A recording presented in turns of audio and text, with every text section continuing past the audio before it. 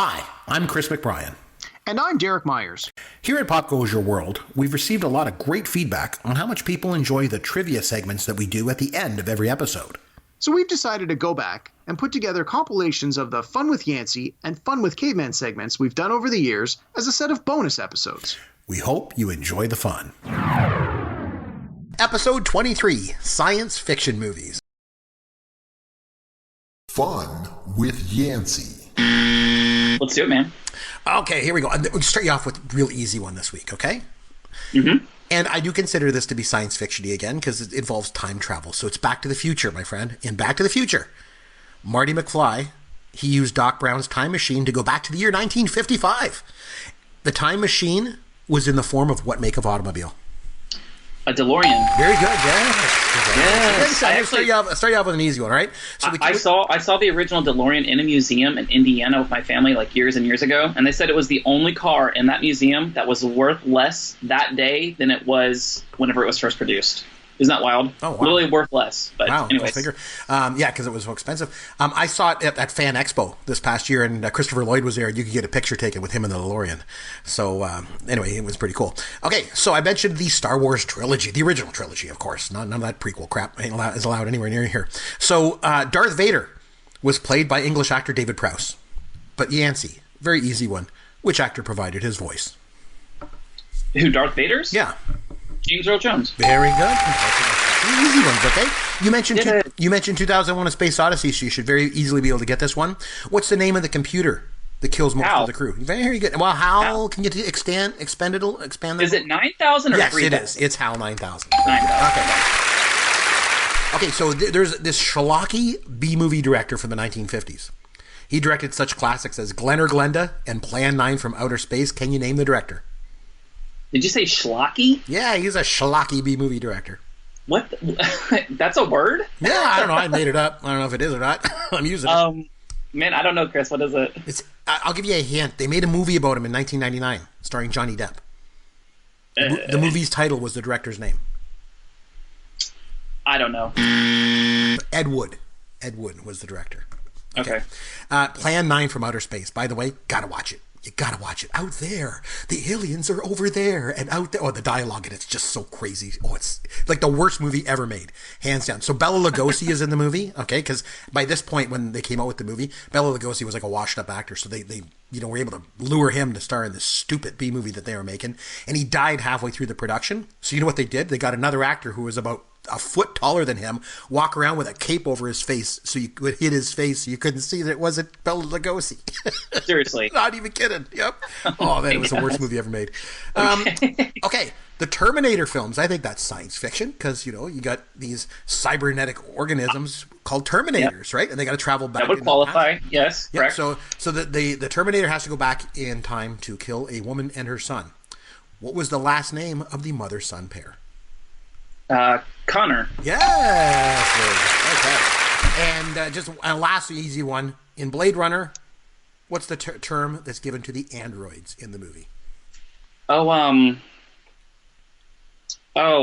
my God! I just was reading this. And I just mentioned it earlier in the podcast too. So.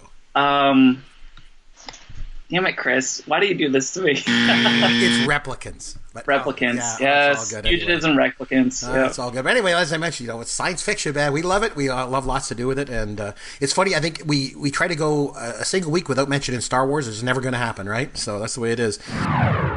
Episode 24, 2016, In Memoriam. Fun with Yancy. Okay, Yancy, I got some things for you. You mentioned how much we love baseball. And obviously, you mentioned that Jose Fernandez passed away. Mm-hmm. So here's a softball question for you, Yancy. What number did he wear? Oh, oh man! I thought it was a softball. Everybody was wearing it on their hats.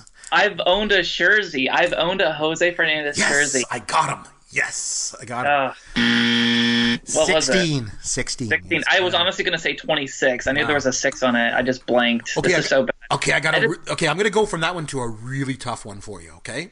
Carrie Fisher. We mentioned her. We love her to death, right? And she died this past year. Love Star Wars, okay? We know that.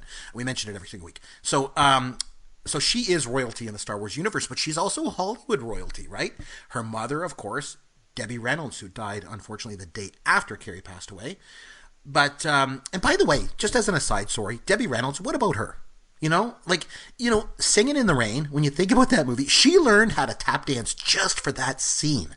And she held her own with two of the greatest of all time in Gene Kelly and Donald O'Connor. Man, no mean feat. Wow, my very first girlfriend, Christopher, very first girlfriend, her favorite movie was Singing in the Rain. I had never seen it. That's not my family's cup of tea at all. And she's like, please watch this. Please watch this. I'm like, honestly, I hate musicals. I think they're stupid. I think they're corny. And I sat down and watched it, and it was one of the most genuinely charming, like, beautiful movies. Just beautiful, beautiful movie. And it's one of those movies, I mean, how old is it at this point? 60 years old, 50 years old? I don't even know, but it holds up. Like, it does. Really, it's great. And the dance numbers and Donald O'Connor, oh, man, that movie, it is good. And she was phenomenal in that. But anyway, so Carrie Fisher, obviously her mom's Debbie Reynolds. She's a product of Hollywood royalty. Mm-hmm. Who was Carrie Fisher's father? Oh, and don't say Darth Vader. Yeah, tough one. Man, my wife is her. My prince is her. Look to the last name. Look to the last name. It's a tough one. It's Eddie Fisher. Eddie Fisher. Okay, my wife would know this. She's probably listening 24 hours from now, just screaming into her iPhone. All right, Prince. We mentioned him. You talked lots about him. He had a total of 5 singles. Go all the way to number 1 on the Billboard Hot 100 chart. Which song was the first of his to go to number 1? The very first? Yeah, his first single to go to number 1. Oh,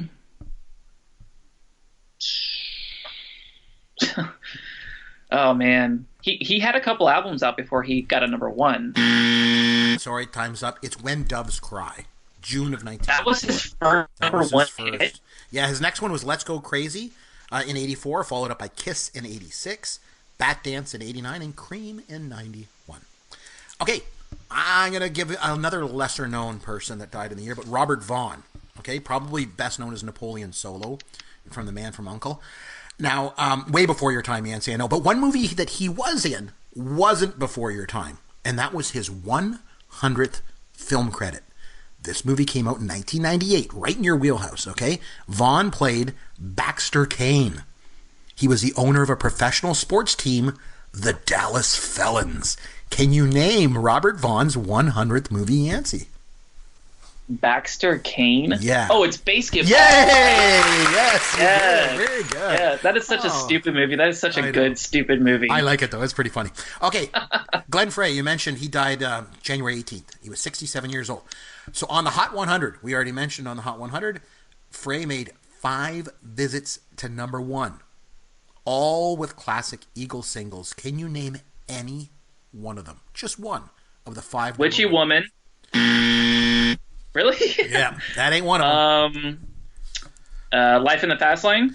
That ain't one. Hotel California. Hotel California is one. Yes, from 1977. Best of My Love. One of These Nights from 75. One of These Nights. New Kid in Town in Hotel California from 77. And Heartache Tonight from 79. So, okay, the last one here for you, George Michael. Okay, lots of hits over his time in the spotlight, right? You know, he had songs both with Wham, and he was also had a really successful solo career. So, Yancy, of all the hit singles that George Michael's released over his career, which one spent the longest time at number 1? Careless Whisper. Oh, close. That's number 2. I'll give you one more chance. Yes, Faith is number 1. Gotta have faith, man. Not I Want Your Sex. No, that one actually it did make it. It made it as high as number 2 in 1987. Never made it all the way to number 1. Yep. There you go. So very good. Anyway, yeah, kind of sad to look back on a year like that where we lost so many people and it was such an unbelievable year. Let's just hope 2017 has a lot more good than it does bad. That's obviously the hope. Episode 25, Best Movie Soundtracks. Fun with Yancy. Now, Sammy, I'm going to let you join in from time to time. I'll throw it over to you, but this is the time of the show where we try to, stump the millennial. We, mess with the millennial in this segment. We try to embarrass Yancy. Just say it. So we try to embarrass Yancy. We try to embarrass Yancy a little bit. It's just fun. It's fun with Yancy, and that's the name. Fun with Yancy. So anyway, this week I'm going to make it easy for you, Yancy. This is what I'm going to do. I'm just going to mention a song, and I'll tell you even what. I'll even mention the year. So I'm going to give you the song and the year. All you have to do, mention the movie that the song is from. Okay? Really well-known ones. I'm going to start you off with such an easy one, going back to 1939. You bastard. It's Over the Rainbow. The Wizard of Oz. There you go. Congratulations. See, this is easy. Okay, 1987. I've Had the Time of My Life. Oh crap! It's a corny movie. Bill Medley, Jennifer Warnes. I've Had the Time of My Life, and I owe it all to you.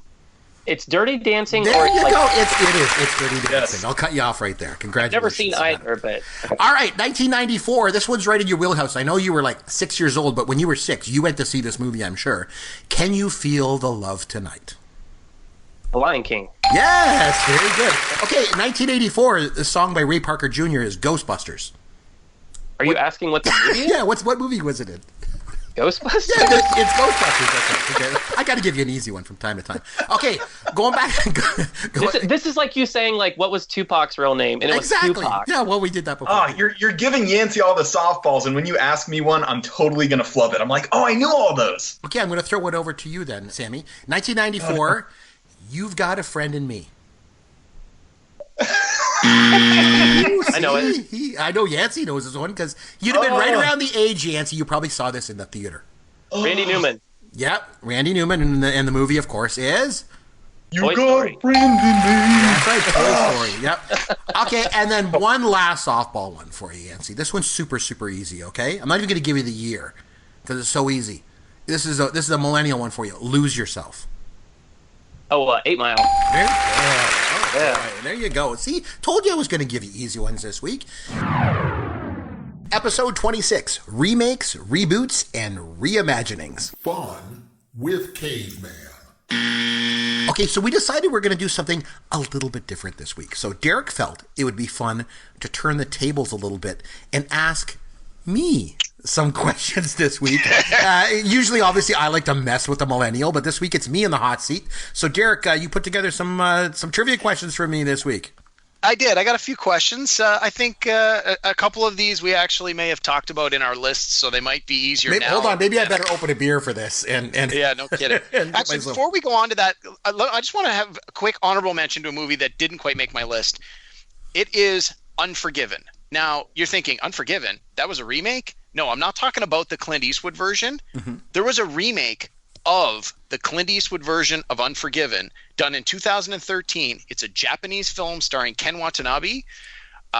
It is outstanding. You've got a lot of old Japanese movies that were remade into Westerns.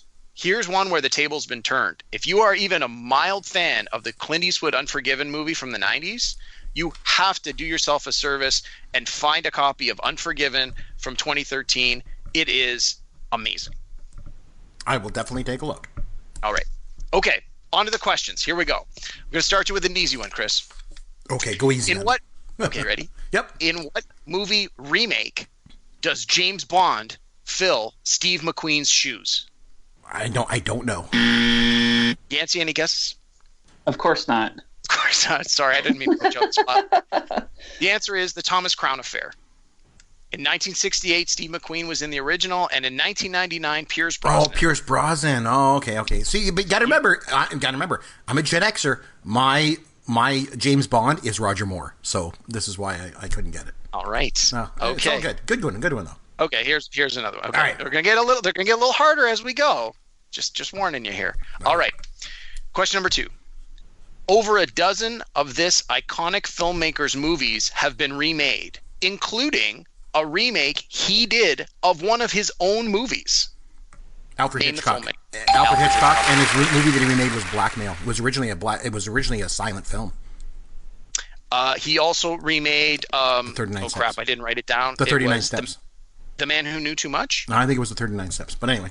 Yep. Anyway, Hitchcock. Yeah, I was looking it up. Hitchcock, like something like 15 or 18 of his movies have either been remade. Have you seen the remake though of Psycho that they did with Vince Vaughn? It was horrific. They tried to do it shot by shot. It was terrible. Yeah, I knew enough not to watch it. It just looked bad. All right. Okay. So you got that one. So you're one good and one bad. Okay. Ooh. Question number 3. Yep. What 2009 Tony Scott film what 2009 Tony Scott film remake starred Denzel Washington in the role that was originally played by Walter Matthau? I know it. Okay, Yancy, take it. Is it Telltale? It is not. Any other guesses? The remake also starred John Travolta. Oh, it's the one with the bus. Close. He's a bus driver. Subway. It was the Taking of Pelham 1, 2, 3. All right. Yes. Yep. I've actually seen that movie, guys. I'm getting so excited right now. All right. Good. Yep. Yancy, good for you. Right. Okay. This one's a tough one. In this 1972 film, Michael Caine played the lead role of Milo. In the 2007 remake with the same name, Michael Caine switched roles and played the older lead of Andrew. Can you name the movie? So Michael Caine. So it's basically. What was the remake? It's 2 men. Yeah, is it Sleuth? 2 male characters. Is it Sleuth? And in the original, he played Milo. And it's Sleuth, right? Sleuth. It's Sleuth, absolutely. Yeah. Oh, there you go. Nice. There you go. Yep. All right. This one's still a little bit of a head scratch. This is my last one here. Okay. In 2001, Steven Soderbergh remade the classic Frank Sinatra heist movie Ocean's 11. Yes, he did. How many of the new 11 are Oscar nominees? Or Oscar winners, for that matter. Oscar winners? From the new one. Okay, so George Clooney won an Oscar, right? I want to know winners or nominees of the 11. Yep. So Clooney, Brad Pitt was nominated for an award. Was Elliot Gould nominated for MASH? He was nominated, but not for MASH. He was nominated for Bob and Carol and Ted and Alice. Casey Affleck, definitely. Was nominated this year, right? Who else was in there? Carl Reiner. Would Carl Reiner count? Was he? Carl Reiner was one of the 11. He was never nominated for an Oscar. Okay, well, Matt Damon was definitely an Academy Award winner with Good Will Hunting, for his screenplay. So he counts. Andy Garcia, was he nominated? Julia Roberts definitely was, right? Yeah. Andy Garcia and Julia Roberts were. Garcia was nominated. Julia Roberts won. I'm not counting them as part of the 11. Oh, okay. So that's about all I can think of. You've got 5 so far. You got George Clooney, Brad Pitt, Elliot Gould, Casey Affleck, Matt Damon. Can you think of any others, or are you good with 5? That's all I can think of off the top of my head. So pretty good. You missed one. You missed Don Cheadle, who was nominated for Hotel Rwanda. Oh, yes, that's right, for Hotel Rwanda. Oh, good one. Nice job, Chris. Thank you. I did my best. I was impressed. I was like, oh man, maybe these are too tough. But I'm like, no, that one he should be good.